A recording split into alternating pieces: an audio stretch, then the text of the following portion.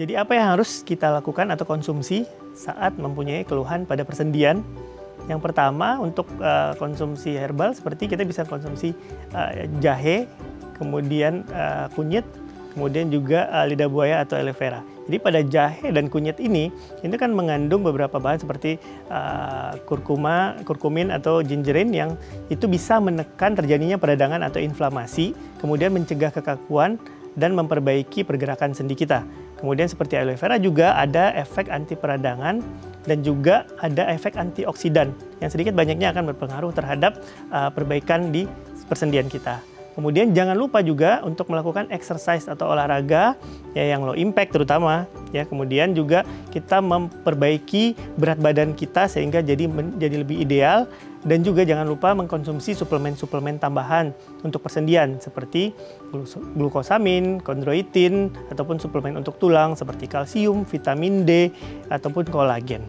Dan jangan lupa jika keluhan dirasa memberat atau ada yang ingin dikonsultasikan, sebaiknya konsultasikan ke dokter ortopedi Anda.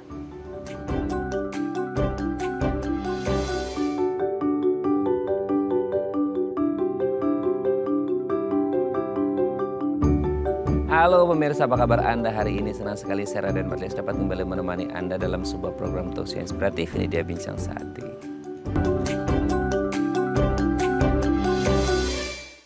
Pemirsa, kalau kita ngomongin tentang struktur atau anatomi di tubuh kita bisa jalan, kita bisa lari, kita bisa duduk, kita bisa rebahan, kita bisa bangkit gitu ya. Itu karena ada tulang dan temennya, yaitu si sendi gitu ya. Tapi apa jadinya kalau ada permasalahan di persendian kita? Salah satunya adalah radang sendi. Ibarat kata kita mau gerakin tapi di sendi kita itu terjadi radang. Wah, di pikiran kita tuh pasti nyeri gitu ya. Sangat luar biasa. Makanya kita hari ini akan membahas apa aja sih yang bisa menyebabkan radang sendi gitu ya. Kemudian gejalanya seperti apa dan ngatasinya gimana kalau sudah terjadi radang sendi. Tapi sebelum bahas itu kita akan bahas terlebih dahulu beberapa mitos atau fakta seputar sendi. Nah, untuk membahasnya telah hadir bersama kami di studio Bincang Sehati ada Dr. Guntur Utama Putra SPOT, dokter spesialis ortopedi dan traumatologi dari Primaya Hospital Evasari Jakarta. Selamat pagi Dr. Guntur, apa kabar dok? Baik, Tamir. Sehat ya dok ya. Oke, dok, hari ini kita akan membahas seputar radang sendi gitu ya.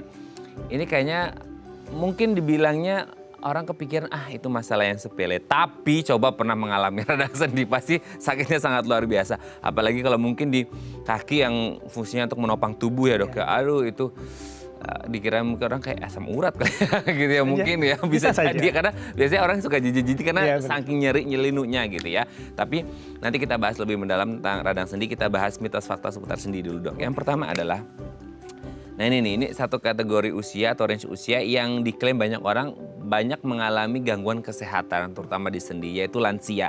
Katanya setiap lansia pasti akan mengalami gangguan sendi, entah karena faktor aging, degeneratif dan lain sebagainya, atau investasi di masa muda yang nggak bagus sehingga akhirnya ketika masuk usia lansia pasti ada aja gangguan di sendinya. Betul gitu nggak sih dok?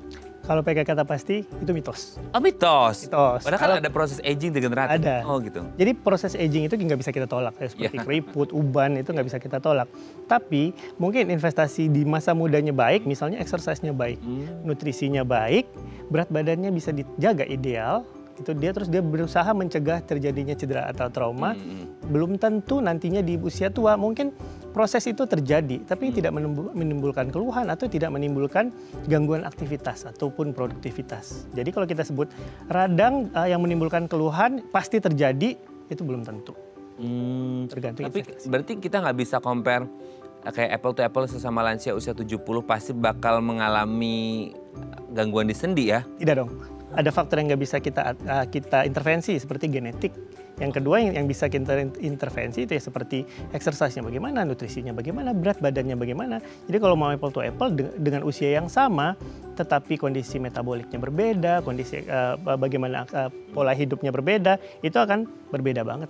Nah, tapi dalam artian gini dok, oke nih, misal ini ada lansia tuh yang dari mudanya itu aktif workout dengan makanannya bagus, pola dietnya bagus, istirahat dan lain sebagainya lah gitu ya dok ya.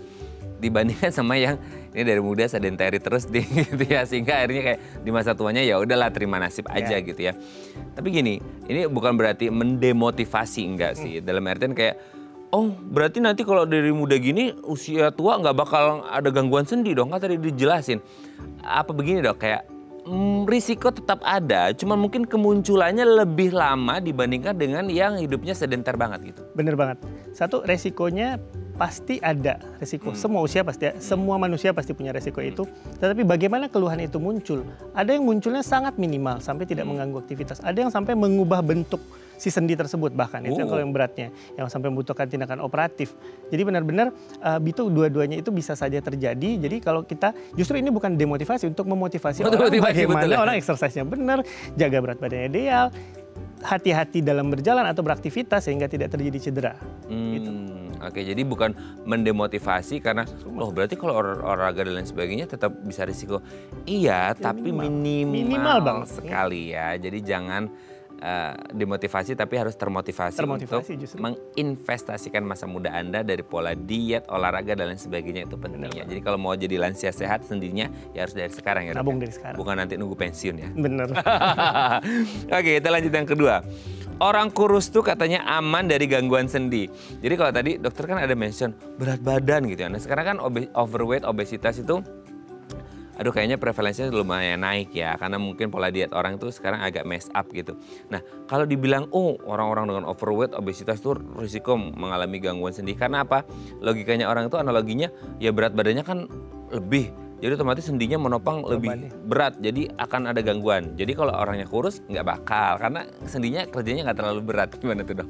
Oke, kita kalau ngomong radang sendi atau cedera sendi, atau nyeri atau keluhan pada sendi, itu kalau orang kurus kita ngomongnya punya risiko nggak? Tetap punya. Kenapa? Ya mungkin orang yang dengan overweight itu akan lebih besar risikonya gitu. Jadi kayak tadi saya balikin lagi ke hal-hal yang tidak bisa dimodifikasi. Orang kurus tetapi dia punya, kan radang sendi ini bukan hanya pengapuran ya. Di situ ada komponen metabolik, di situ ada komponen cedera, di situ ada komponen autoimun atau penyakit bawaan yang dibawa dari lahir. Dia kurus tetapi ada komponen yang tidak bisa kita modifikasi tadi. Misalnya ada komponen genetik yang muncul. Sehingga itu tetap bisa terjadi pada orang kurus itu. Kemudian dia kurus tetapi pernah mengalami cedera pada masa mudanya atau kapanpun. Sehingga nantinya ada namanya itu peradangan sendi sekunder atau pengapuran sekunder yang nanti menyebabkan radang juga. Karena bentuk sendinya udah berubah bentuk dari bentuk anatomi normal. Kemudian bisa saja walaupun dia kurus, exercise-nya tidak benar. Dia exercise tapi over exercise makan. Mungkin bisa saja terjadi.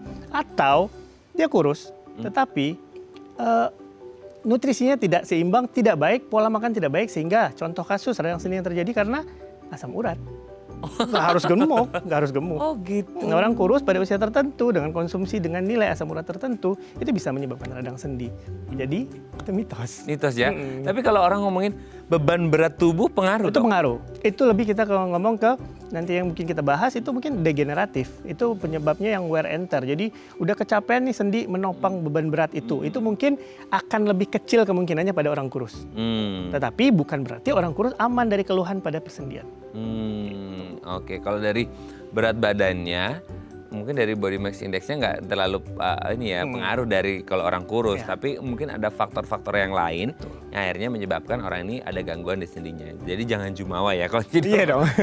Jadi orang kurus gitu ya. Oke, kita lanjut yang ketiga dok. Olahraga katanya bisa menyebabkan cedera pada sendi. Nah, orang kan jadi kayak maju mundur cantik nih ya. Pingin maju. Karena katanya olahraga itu sehat, tapi di satu sisi olahraga, waduh nanti takut salah gerak, salah apa gitu ya, ancang-ancang, salah kuda-kuda gitu bahasanya. Jadi masalah di sendinya, betul nggak sih? Atau karena ya nggak warming up aja atau gimana dok? Itu fakta. Ya olahraga. Jadi namanya kita olahraga, melakukan apapun hobi, kita harus punya ilmunya juga dong. Ya kan? Iya, betul. Nggak tiba-tiba, ikut, yang penting ikut-ikutan tren. Nah, atau sekarang yang FOMO dong. FOMO misalnya kan, pedal atau apa sekarang. Lari tuh sekarang juga banyak. Lari juga banyak, triathlon segala macam. Jadi kita harus ada modal juga yang kita ketahui di situ. Jadi kalau dibilang olahraga bisa menyebabkan cedera sendi, bisa banget. Contoh kita olahraga yang paling sering deh, ya olahraga high impact atau high contact. High impact seperti basket, mini soccer kalau sekarang, atau sepak bola, itu kan high impact high contact ya. Itu yang cedera sendi yang tersering ya cedera ligamen. Ligamen itu urat yang sekitar. Yang paling sering lutut ya, lutut atau ankle, cedera bantalan si sendi tersebut. Itu yang cedera yang paling sering terjadi. Terus kalau orang yang tidak tahu bagaimana pola berapa jam sih sehari seminggu seharusnya latihan, berapa jarak dia harus berlari, yang tidak ada ilmunya itu. Nah, itu jadi over exercise gitu. Jadi overuse itu bisa juga muncul radang sendi. Otot-otot di sekitar sendi ada namanya bursitis, tendinitis, jadi urat-uratnya radang. Itu kan menimbulkan keluhan pada sendi juga. Jadi itu juga ada terjadi. Kemudian yang kayak tadi stretching, pemanasan, benar. Yang tidak teknik, jadi ikut olahraga tetapi tidak tahu teknik yang benar. Misalnya melakukan olahraga tenis, tidak tahu cara melakukan yang benar, mengayun raket yang benar. Sehingga memang itu bisa terjadi cedera sendi.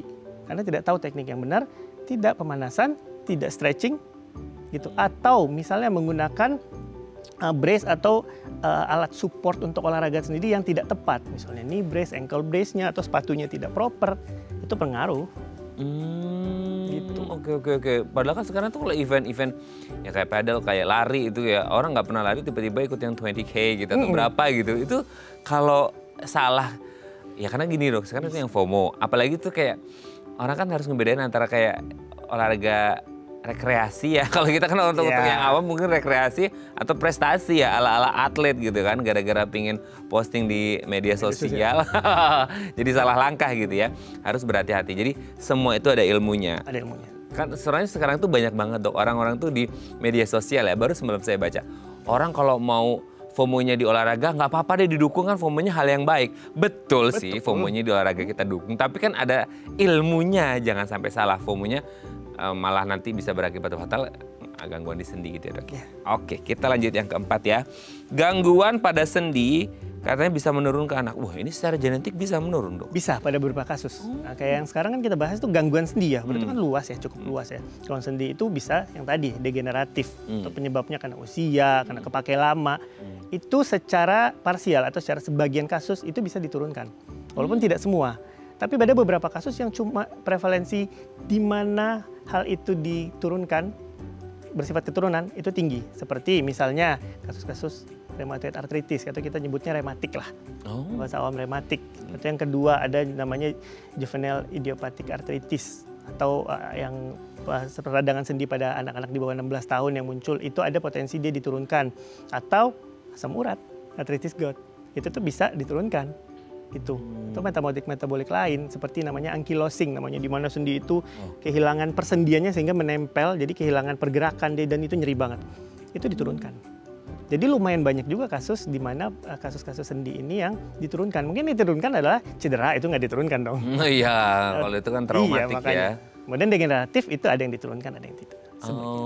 Itu menurunnya itu biasanya karena faktor ayah ibunya pernah ada riwayat atau mungkin salah satunya atau random aja dok atau gimana? Bisa salah satunya, bisa dua-duanya. Ada gen tertentu gitu seperti HLA, ada gen-gen tertentu yang diturunkan sehingga si keturunannya atau anaknya bisa mendapatkan potensi untuk muncul si keluhan itu atau penyakit itu nantinya. Kalau anaknya mungkin lebih dari satu bisa terjadi pada semuanya atau bisa saja. Oke, karena memang namanya resiko ya. Nah, maksudnya ada potensi atau risiko anak-anaknya ini mengalami kalau misal ayah ibunya ada situ. Tapi mungkin nanti manifestasi klinisnya ke anaknya nggak tahu seperti apa gitu ya. Tapi ada beberapa kasus yang memang highly potential, jadi memang cukup tinggi potensi. Cukup tinggi ya? Seperti yang autoimun itu lumayan tinggi. Oh iya, kalau autoimun untuk diturunin. Jadi kita harus siap. Harus siap ya. Nah itu kalau punya riwayat beberapa tadi yang disebut oleh Dr. Guntur, harus berhati-hati kalau memang sudah punya istri dan punya atau suami gitu ya, dan mau promil nih ya, harus diperiksa dari awal. Oke, kita lanjut yang terakhir dok. Ada masalah di sendi, berarti ada masalah juga di tulang. Nah ini kan bestian nih ya, tulang sama sendi gitu. Jadi orang kepikirannya ya tulang bisa bergerak karena sendi juga mensupport tulang dan lain sebagainya. Jadi ketika ada masalah di sendi otomatis tulang bermasalah ataupun sebaliknya tulang bermasalah ada sendi juga bermasalah atau gimana dok?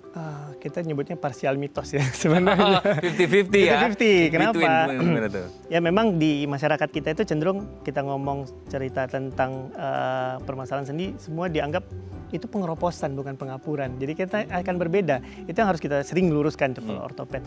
Di mana itu osteoartritis dengan osteoporosis itu berbeda. Berhubungan nggak? Bisa berhubungan, tapi secara tidak langsung. Makanya saya bilang ini mitosnya parsial. Kenapa? Karena untuk berhubungan langsung itu tidak sebenarnya. Cuma ya kalau contoh yang berhubungan itu adalah misalnya dia peradangan sendi, misalnya yang degeneratif nih. Dia sudah usia terus berat badan besar. Sehingga naik derajat si pengapurannya. Ini kita ngomong pengapuran yang sendi tadi ya. Sehingga nanti memang muncul permasalahan di tulangnya. Seperti satu, ada namanya bone spur, muncul tonjolan-tonjolan tulang kecil itu yang buat menyeimbangkan itu proses dari tubuh kita, itu di tulangnya. Atau kerusakan pada ada namanya subchondral bone. Jadi di bawah, kan kalau permasalahan pengapuran ini adalah pada tulang rawan ya. Di bawah tulang rawan itu kan udah ada tulang ya. Tulang beneran yang kita bahas. Sehingga nanti saat kerusakan itu, subchondral bone atau tulangnya di bawahnya itu juga bisa rusak. Sehingga itu berhubungan secara tidak langsung saya ngomongnya. Jadi nggak selalu ada gitu. Seperti contohnya lagi, ada nggak hubungan tadi osteoartritis, osteoporosis, pengapuran sama pengeroposan? Ada, nantinya ada secara tidak langsung. Misalnya, orang tidak bisa menjaga kepadatan tulangnya, investnya tidak bagus waktu masa muda, sehingga dia cenderung osteoporosis. Jadi serapuh banget. Yang terjadi apa? Cedera sedikit, patah di area sendi. Patah di area sendi yang terjadi apa? Bentuk sendinya jadi tidak artikulernya, tidak seimbang lagi lah, tidak sejajar lagi. Sehingga nanti yang muncul adalah pengapuran sekunder. Jadi berhubungan nggak? Ada hubungannya. Tapi secara tidak langsung. Artinya tidak selalu berhubungan, tapi ada kasusnya, beberapa kasusnya itu berhubungan. Oh, oke. Jadi in between nih ya, antara sesuatu tergantung kondisinya seperti apa. Benar. Ya. Jadi intinya kalau jangan saling menyalahkan ya antara sendi dan tulang. Intinya kalau mau sehat dua-duanya ya harus menjaga dari dini ya supaya sendi dan tulangnya nggak ada masalah. Oke, terima kasih Dokter Guntur sudah terjawab mitos waktunya. Nanti kita lanjut di segmen selanjutnya ngomongin radang sendi ya. Oke, pemirsa, kami akan kembali sesaat lagi, tetap bersama kami di Bincang Sehati.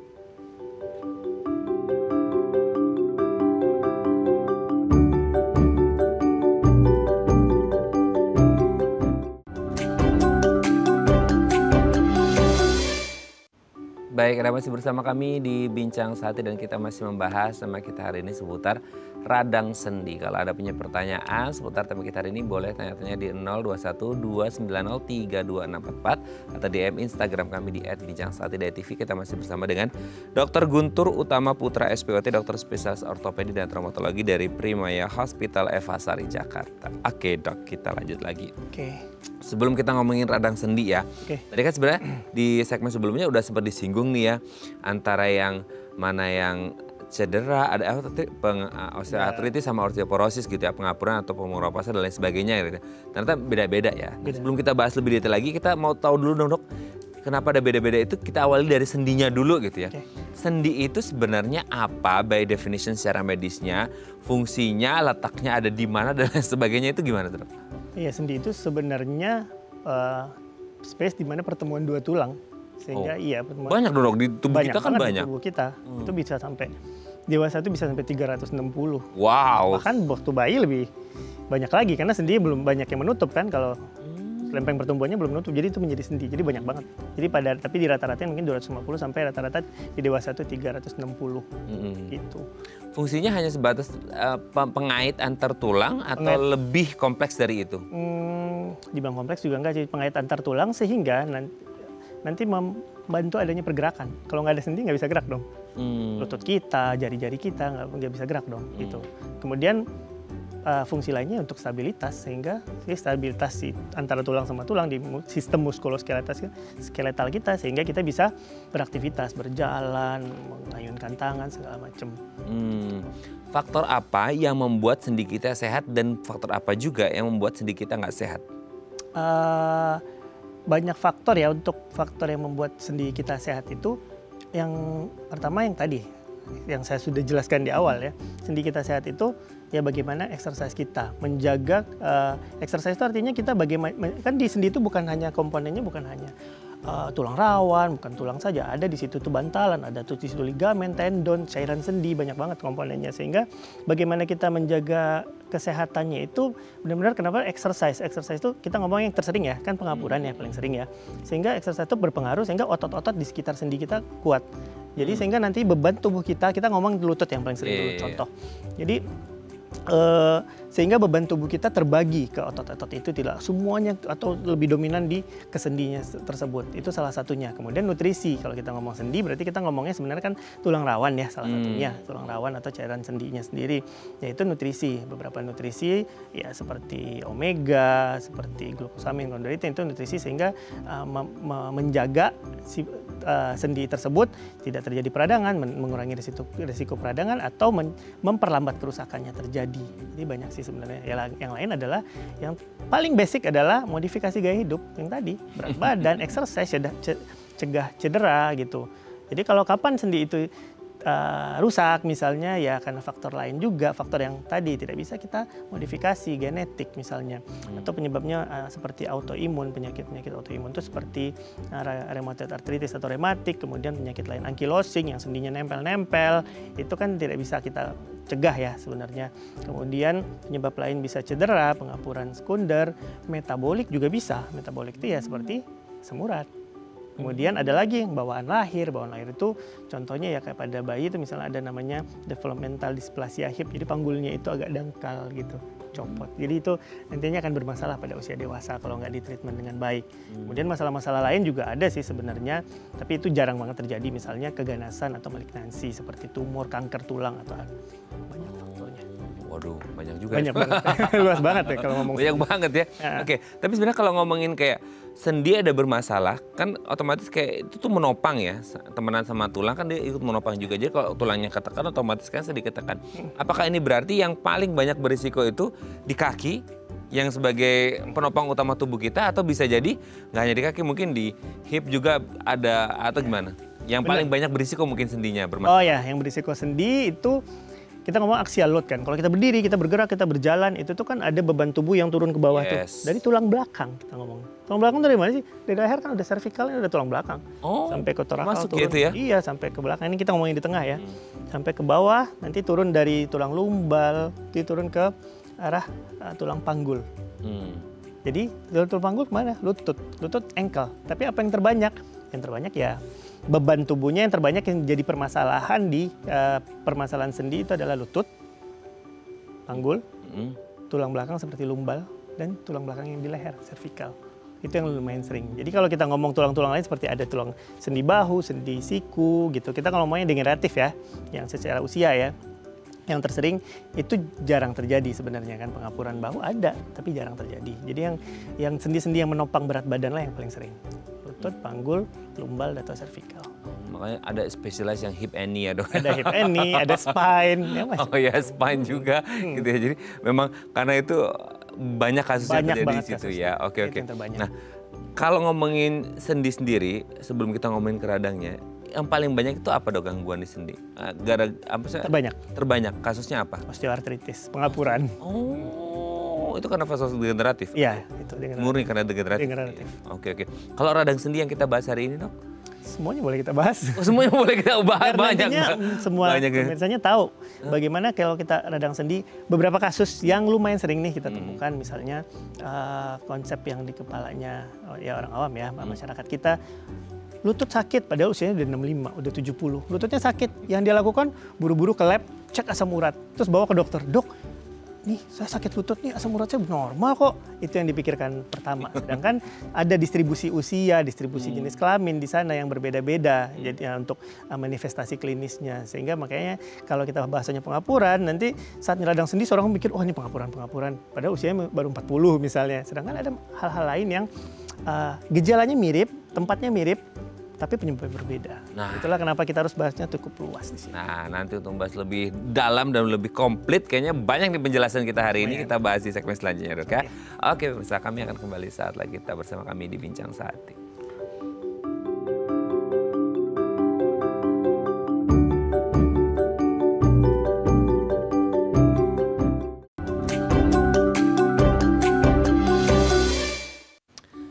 Baik, Anda masih bersama kami di Bincang Satu dan kita masih membahas tema kita hari ini seputar radang sendi. Kalau Anda punya pertanyaan seputar tema kita hari ini, boleh tanya-tanya di 0212903264 atau DM Instagram kami di @bincang1.tv. Kita masih bersama dengan Dr. Guntur Utama Putra SPOT, dokter spesialis ortopedi dan traumatologi dari Primaya Hospital Eva Sari Jakarta. Ya. Oke dok, tadi sempat kita sebelum break ya. Radang sendi ternyata luas ya, gitu ya. Nah, boleh dijelaskan nggak dok? Maksudnya kayak yang kita perkata dulu gitu, radang dan sendi gitu ya. Nah dari radangnya, gitu. Kalau sendi kan tadi banyak udah bahas.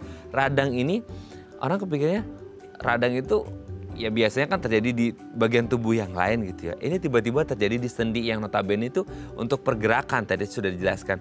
Wah berarti dibayangkan kita tuh sendi terus terjadi radang.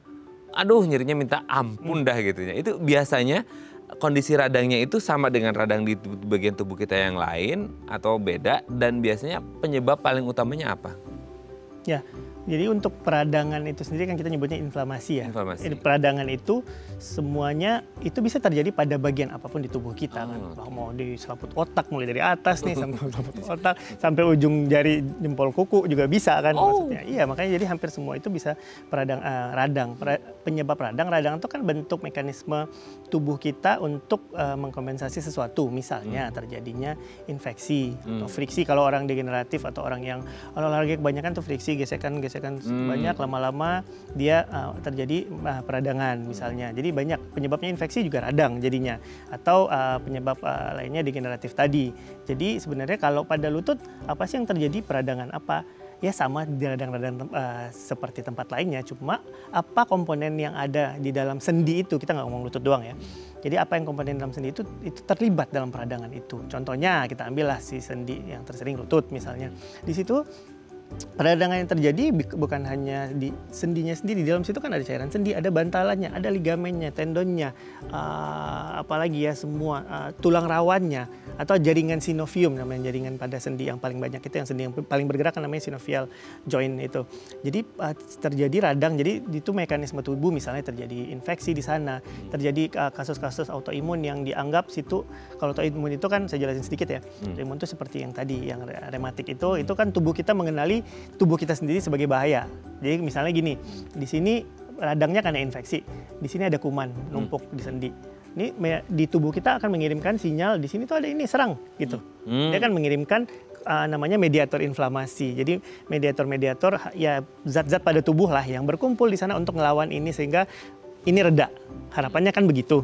Gitu. Kalau autoimun yang terjadi dia nggak ada apa-apa, tapi itu tubuh kita sendiri. Tapi itulah yang disebut autoimun, penyakit tubuh menyerang tubuh.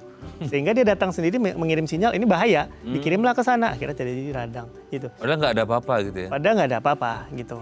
Jadi pada prinsipnya peradangan ini yang terjadi mirip semua, mirip kasusnya mirip, namanya radang, gejalanya pun mirip.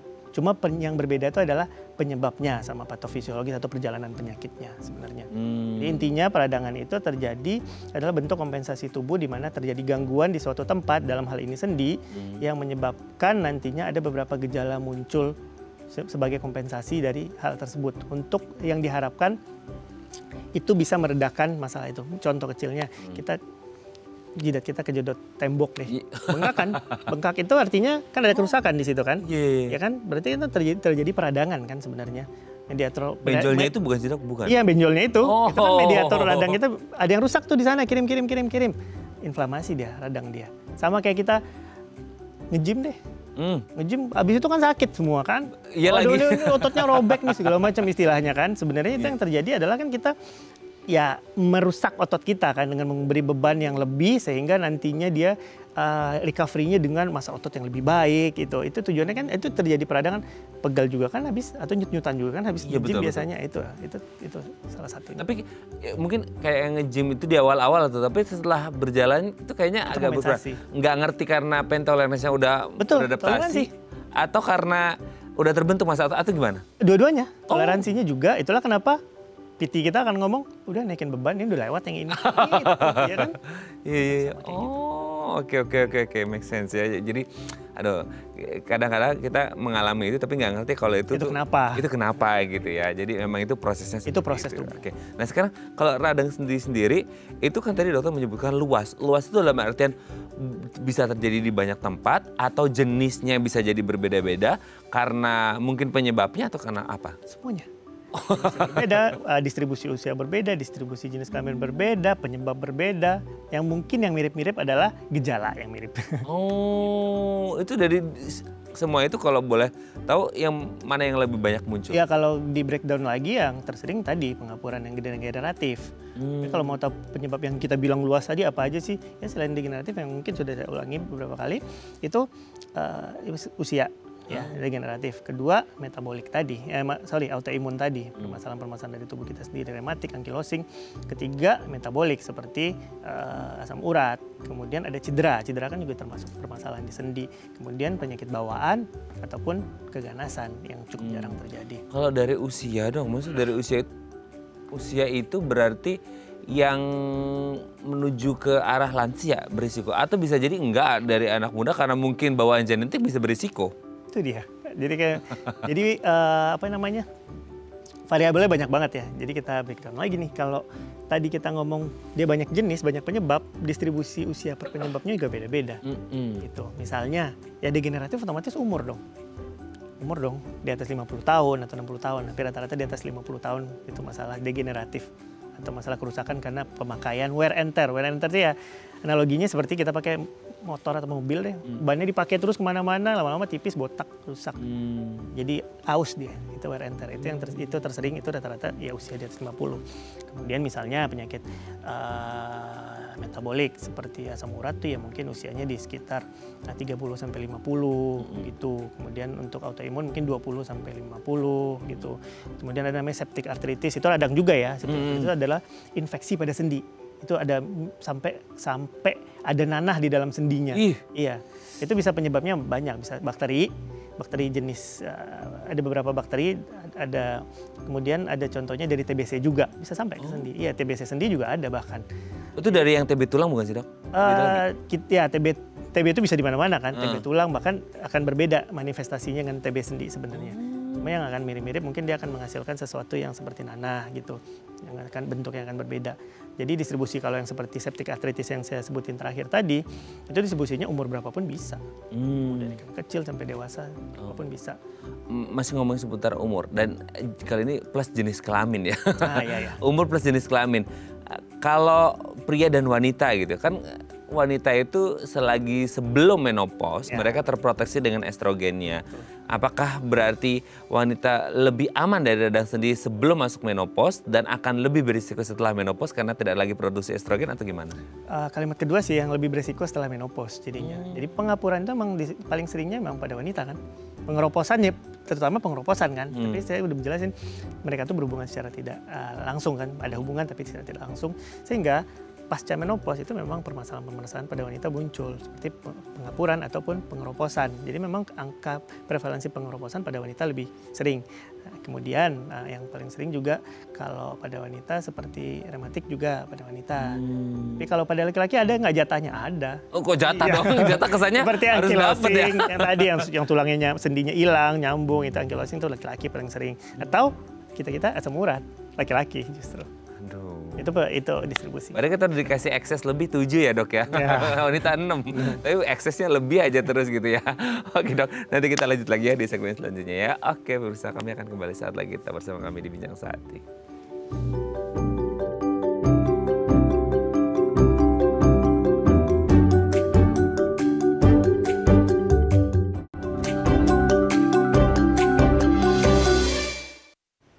Baik, Anda masih bersama kami di Bincang Sehati dan kita masih membahas tema kita hari ini seputar radang sendi yang ternyata sangat luas sekali dan mungkin Anda pernah mengalami dan nggak notice bahwa itu adalah radang sendi. Nah, kalau Anda punya pertanyaan seputar tema kita hari ini, boleh tanya-tanya di 0212903244 atau DM Instagram kami ya di @bincangsehati.tv. Kalau Anda malu ngomong gitu ya, boleh langsung ketik ya. Boleh masalah Anda, masalah anak Anda, masalah orang tua Anda atau keluarga Anda atau siapapun yang Anda kenal. Oke, kita masih bersama dengan Dr. Guntur Utama Putra SPOT, dokter spesialis ortopedi dan traumatologi dari Primaya Hospital Eva Sari Jakarta. Oke dok, Tadi kan udah ngomongin kayak range usia, ada jenis kelamin juga. Kalau sesuatu yang nggak bisa dirubah genetik ya udahlah ya itu sudah unmodifiable gitu udah ya it's a fate, it is destiny gitu ya. Udah nasibnya begitu gitu ya. Ya paling memperbaiki ya harapan kebahagiaannya aja lah gitu ya gitu. Nah, kalau ngomongin kayak, nah ini kan salah satunya tadi ngomongin metabolik gitu ya, gangguan metabolik. Sayangnya adalah semakin kesini katanya gangguan metabolik itu terjadi di lebih banyak orang dan tidak hanya mengarah ke satu tadi range usia. Yang lebih muda pun katanya banyak.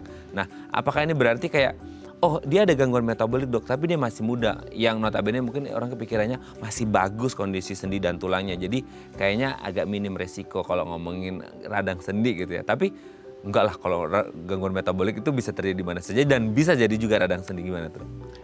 Jadi metabolik yang kita banyak nyontohin tadi memang di gout ya atau yang di asam urat ya. Tapi kan bukan itu saja metaboliknya. Permasalahan metabolik yang secara nggak langsung berhubungannya contohnya diabetes misalnya. Ya sekarang kita ngomong karena kita ngomong zaman now ya, kita ngomongnya paling sering adalah pola konsumsi glukosa orang-orang sekarang kan. Ya gulanya kan gitu, kalori tinggi yang ya semuanya harus manis kalau sekarang kan, gula aren segala macam. Ya itu akan berhubungan nantinya. Kenapa? Ya kan kita udah tahu ya diabetes ibunya dari segala penyakit ya. Jadi nantinya yang kalau komplikasi diabetes jangka panjang yang kalau benar-benar tidak terkontrol, makanya ini usia banyak kan sekarang usia 25 atau 20-an itu udah diabetes tipe 2 yang seharusnya mungkin orang dulu mungkin dapat itu. Iya, 20-an awal. Nah, beberapa udah kayak gitu karena memang ya saya baru nemuin kemarin dia baru tahu waktu mau operasi umurnya berapa? 25. Tahu diabetes baru tahu sampai 240-an, susah diturunin. Terus kayak, kamu baru tahu baru katanya. Dia nggak ada rasa apa? Belum ada. Belum ada manifestasi. Kalau bilang nggak ada, belum ada sih. Itu proses akan terjadi pasti. Kalau dia nggak bisa kontrol ya, kontrol dengan obat-obatan ataupun pola hidup. Jadi artinya diabetes itu kan komplikasi ya namanya ibu dari segala penyakit nantinya. Contoh kasusnya aja tentang pengeroposan ataupun pengapuran yang tadi kan ada sedikit hubungan mereka. Jadi misalnya diabetes kan biasanya masalah mikrovaskular atau rusaknya pembuluh darah kecil. Itu yang paling sering komplikasi yang paling awam kita bisa jelasin misalnya kan kenapa kakinya kesemutan, kenapa masalah matanya bermasalah makin kabur kan hampir ke semua multi organ kan bisa diganggu oleh si diabetes sebagai dasarnya gitu. Jadi misalnya pada kasus seperti ini, misalnya diabetes benar-benar tidak terkontrol usia muda, tetapi artinya nanti kan ada nefropati diabetes kita ngomongnya. Misalnya nefropati itu ada gangguan ginjal yang disebabkan oleh si diabetes tersebut. Itu ada mekanisme atau fisiologinya sehingga ginjalnya terganggu. Kita tahu kalsium sama vitamin D dan komponen-komponennya itu metabolismenya salah satunya di ginjal kan. Salah satu prosesnya itu adalah di ginjal, metabolisme kalsium yang nanti berhubungan sama kepadatan tulang, kemudian nanti berhubungan tidak langsung kepada persendian juga. Jadi kalau otomatis metaboliknya bermasalah seperti itu, komplikasi terjadi pada beberapa organ yang mempengaruhi metabolisme terhadap tulang ataupun sendi, itu akan pengaruh walaupun ada proses di situ. Jadi berhubungan, akan terjadi kalau nggak terkendali. Makanya harus berhati-hati ya, jangan sampai kayak tadi pasiennya dokter ya, tiba-tiba mau operasi 240 nggak ngerti ya. 240. 25 loh. Susah lagi nuruninnya waktu itu. Susah ya? Susah, dan dia baru tahu. Itu ya, bahaya sekali. Oke, sebelum lanjut, ini ada DM Instagram dok, kita bacakan ya. Ini dari Pak Tono nih ya. Dok, kalau mau duduk pas sholat, maksudnya duduk pas sholat itu kerasa sakit di belakang lutut kayak tegang gitu uratnya, itu kenapa ya? Gak ada benjolan atau luka sih? Thank you, terima kasih. Oh, duduk pas sholat, habis sujud kali ya. Terus duduk antara dua sujud biasanya. Antara dua sujud tuh belakang lutut kayak tegang gitu. Atau karena kan kalau duduk setelah di antara dua sujud kan apa? Ini namanya apa? Jari jempolnya itu kan di agak kelipet apa ketarik atau memang ada masalah atau gimana? Itu nggak ada pengaruh ya dok? Atau gimana? Ini keluhan tersering. Keluhan tersering pada usia tua ya, pengapuran ya. Bapak-bapak ya tapi ya? Iya bapak-bapak. Tapi nggak tahu sih berapa dok. Kalau Tono sih harusnya bapak-bapak ya. Biasanya Tono bapak-bapak. Kayaknya iya. Jadi itu lumayan sering dikeluhkan pada orang yang dengan kasus pengapuran. Emang di belakang lutut gitu. Jadi sebenarnya area lutut kalau lagi jalan tuh sakit di area terseringnya misalnya depan sebelah dalam nih dok sakit banget nih kenapa ya uratnya ya ininya atau asam urat gitu pertanyaannya biasanya.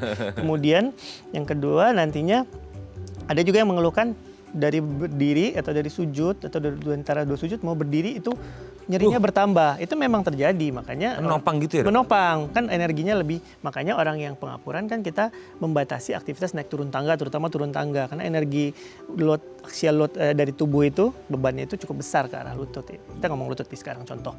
Jadi memang tersering pada kasus-kasus seperti ini kemungkinannya kan butuh pemeriksaan lanjutan dan konsultasi ya, pemeriksaan fisik juga. Tapi kemungkinannya itu penyebabnya pengapuran gitu, pengapuran itu, sehingga mungkin saja beberapa kasus yang nyeri banget atau bahkan tidak bisa, udah susah tuh ngelipat kalau mau sholat itu karena derajatnya sudah derajat lanjut, misalnya derajat 3 atau bahkan 4, sehingga bentuk sendinya itu sudah berubah pada dasarnya.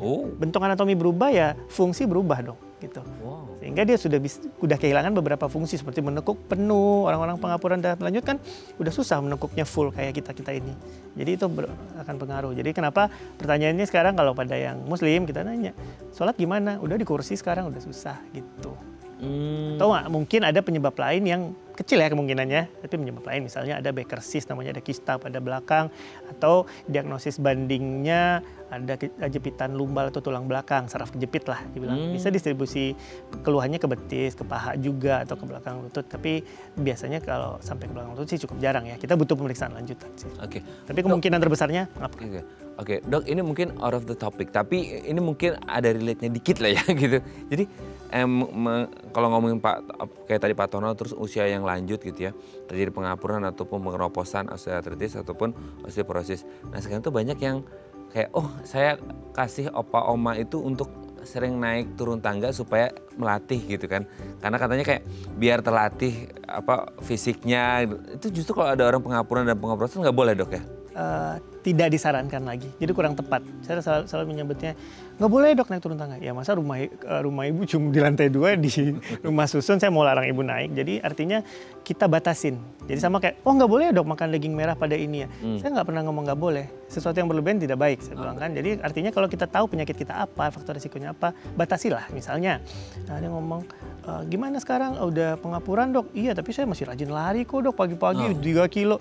Saya bilang baik, buat jantung baik, tapi buat sendi mungkin kurang tepat, saya bilang. Jadi ada beberapa exercise yang sebaiknya dilakukan kalau kita sudah tahu kita ada permasalahan di sendi, beberapa exercise, terutama dalam hal ini adalah degeneratif ya penyebabnya karena usia, ya exercise yang ringan, yang low impact, ataupun kalau mau lari, langkahnya kecil, jaraknya dekat. Tapi kalau mau aman, kita yang justru yang untuk memperbaiki otot-otot area sendi kita, seperti pada lutut misalnya kita bersepeda, mau itu sepeda statis atau tidak terserah, atau akuatik, olahraga yang melibatkan air atau kolam renang, berjalan dalam air ataupun berenang, benar-benar berenang, gaya bebas terserah.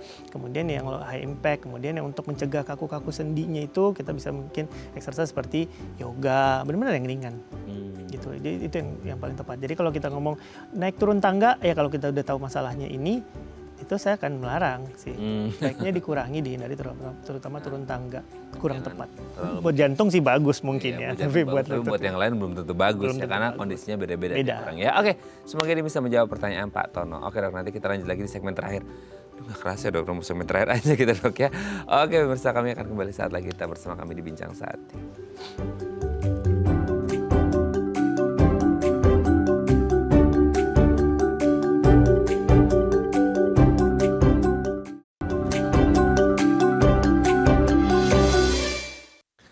Baik, Anda masih bersama kami di Bincang Sati dan kita masih membahas tema kita hari ini seputar radang sendi bersama dengan Dr. Guntur Utama Putra SPOT, dokter spesialis ortopedi dan traumatologi dari Primaya Hospital Evasari Jakarta. Oke, dok, sekarang dengan kondisi yang ada, meskipun ini sangat luas sekali ya gitu ya, dan mungkin penyebabnya beda-beda, tapi mungkin gejala klinisnya mirip-mirip gitu ya. Nah sekarang kalau ngomongin untuk pengobatannya gitu ya, ini ada pengobatan khusus yang memang satu pintu atau based on penyebabnya? Dalam artian gini, akan berbeda untuk yang kasus degeneratif, akan berbeda untuk kasus yang metabolik, akan berbeda dengan ini dan lain sebagainya, itu gimana?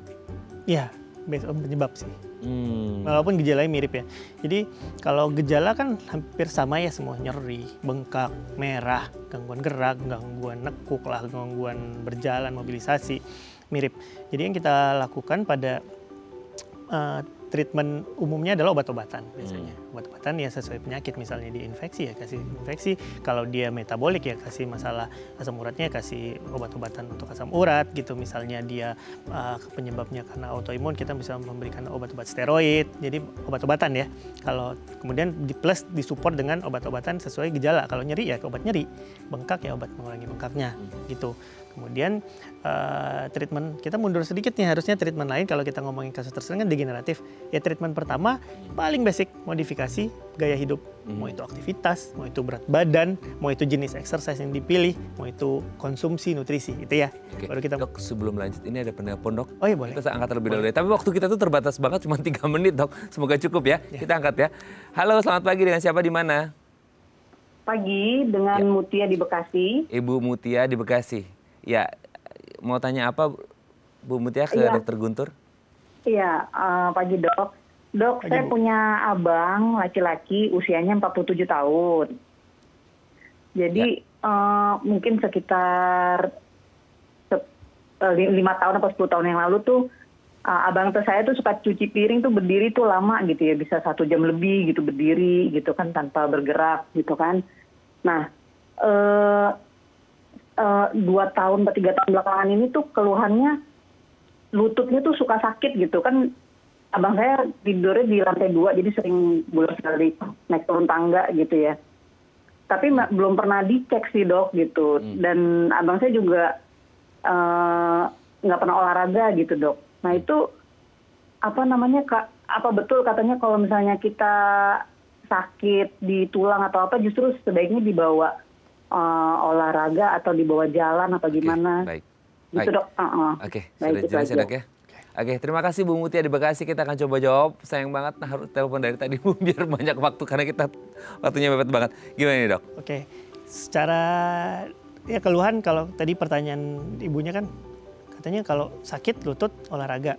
Sebaiknya yang dilakukan yang pertama itu kan udah ada keluhan ya. Yang kita lakukan ya konsultasi dulu. Kita pastiin dulu itu keluhannya kenapa sih terjadi, apakah itu pengapuran atau tidak, atau soalnya secara distribusi usia itu abangnya laki-laki, ya abang laki-laki 47.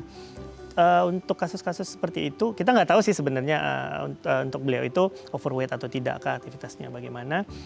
Tapi pada dasarnya pada usia segitu jarang sih sebenarnya kalau memang berat badan cukup ideal, misalnya aktivitasnya hanya berdiri 1 jam itu tidak masalah. Naik turun tangga pun kalau hanya berapa lantai tidak masalah gitu sebenarnya. Jadi harus dipastikan dulu berat badan. Kemudian memang mungkin faktor risikonya ada aktivitas fisiknya jarang. Jadi otomatis otot-otot area sendinya itu cukup lemah ya. Jadi untuk menopang sebuah beban sehingga kebanyakan bebannya terdistribusinya ke sendinya langsung gitu. Kemudian ya tadi distribusi usia kita nggak mikirin ini pengapuran nih 47 laki-laki lagi. Agak jarang ya sebenarnya. Makanya baiknya diperiksa dibanding kita nanti olahraga dulu atau fisioterapi dulu atau maaf diurut dulu, bahkan kita nggak tahu ini apa sebenarnya. Jadi sebaiknya kita menjawab dulu ini penyebabnya apa, karena treatmentnya akan berbeda banget saat itu ketahuan apa. Jadi sebaiknya jangan exercise dulu sampai kita lakukan pemeriksaan, bahkan sampai kemungkinan kita lakukan X-ray atau ronsen. Oke ya, semoga bisa menjawab pertanyaan Bu Mutia dan semoga abangnya sehat selalu. Dok, kita punya 1 menit terakhir. Oke. Untuk pengobatannya sendiri tadi boleh dilanjutkan? Oh ya, kita lanjutin ya. Tadi selain obat-obatan ada namanya terapi komplementer juga, misalnya dengan masasnya khusus yang terapeutik ya, jenis masas bukan urut-urut yang kencang-kencang. Kemudian yang kedua kita bisa misalnya akupunktur, kompres dingin ataupun hangat, itu yang terapi komplementer. Terapi selanjutnya selain obat-obatan, misalnya pengapuran lagi bengkak, kita bisa lakukan penyedotan atau injeksi ya, kita suntikan obat radang gitu, atau nanti fisioterapi yang pasti fisioterapi yang secara medis. Kemudian yang terakhir kalau udah mentok ya pada stage akhir, pada kasus yang end stage itu operasi. Operasi ya, itu opsi terakhir ya. Itu makanya opsi terakhir biasanya. Kalau yang takut operasi biasanya kan orang takut ke dokter gara-gara takut operasinya harus dari awal supaya nggak mengalami operasi ya.